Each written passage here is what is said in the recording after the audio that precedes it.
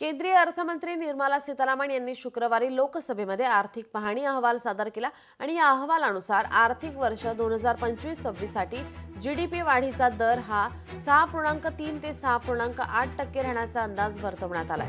केंद्रीय अर्थसंकल्पातून मध्यम वर्गाला मोठा दिलासा मिळू शकतो। प्राप्तिकर रचनेत मोठे बदल केले जाऊ शकतात।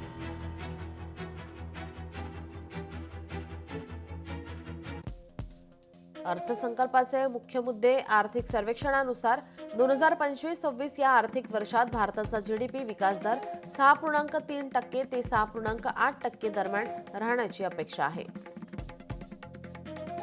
त्याचवेळी चालू आर्थिक वर्षात म्हणजेच 2024-25 मध्ये देशाचा जीडीपी विकास दर 6.4% राहण्याचा अंदाज आहे।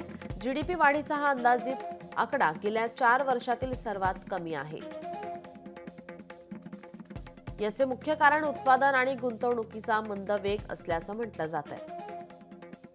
हा दर गेल्या वर्षीच्या आर्थिक सर्वेक्षणात वर्तवण्यात आलेल्या 6.5 ते 7% आणि रिझर्व्ह बँकेने केलेल्या 6.6% अंदाजापेक्षा कमी आहे। भारतीय स्वातंत्र्याच्या शताब्दीपर्यंत म्हणजेच 2027 पर्यंत देशाला विकसित राष्ट्र बनवण्याचं मोदी सरकारचं ध्येय आहे।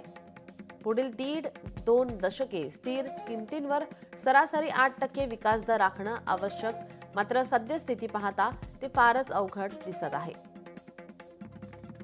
केंद्र सरकारचं उद्दिष्ट कितपत व्यवहार्य ठरेल हे जागतिक आर्थिक आणि राजकीय परिस्थितीवर अवलंबून असेल, असं आर्थिक पाहणी अहवालात मान्य करण्यात आलंय। मेक इन इंडिया आणि डिजिटल इंडिया मोहिमेमुळे देशामध्ये परकीय गुंतवणूक वाढली आणि देशांतर्गत उत्पादनालाही चालना मिळाली आहे। निर्यात वाढवण्यासाठी व्यापाराशी निगडित अडचणी दूर करणे आणि त्यावर येणारा खर्च कमी करण्यासाठी उपाययोजना केल्या जात आहेत। तंत्रज्ञानाशी निगडित वस्तूंची निर्यात वाढली आहे आणि या निर्यातीने 200 अब्ज डॉलरचा आकडा गाठलाय। ही निर्यात 3.3% वाढली आहे। एआयमुळे मध्यम वर्ग आणि गरिबांसाठी चिंता निर्माण होऊ शकते, बेरोजगारी वाढू शकते आणि त्यांचे वेतन घटू शकते। जगातील परिस्थिती ही अकल्पनीयरित्या बदलत चालली आहे। भूराजकीय परिस्थितीमुळे जागतिक व्यापाराचे चित्र झपाट्याने बदलले आहे। यामुळे भारताच्या निर्यात वाढीपुढे अडचणी निर्माण झाल्या आहेत। आर्थिक पाहणी अहवाल का महत्त्वाचा आपण पाहतोय। आर्थिक पाहणी अहवाल हा सरकारसाठी रोडमॅप म्हणून काम करतो।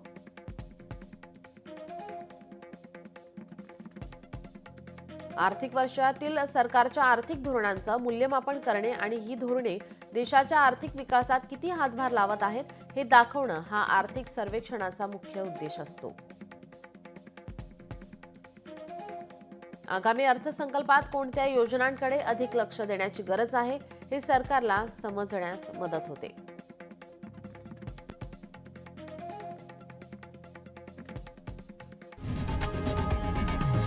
लोकशाही मराठी ऐका, पहा, जागरूक रहा।